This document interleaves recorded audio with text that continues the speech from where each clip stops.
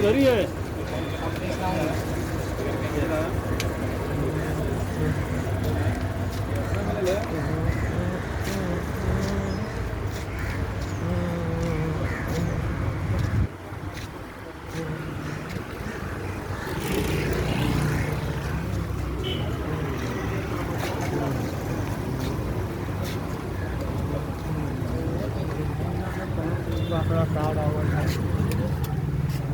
जब पैसा ना दे रहे हैं, जब पैसा तुझे ना दे रहे, तब कुछ नहीं आता।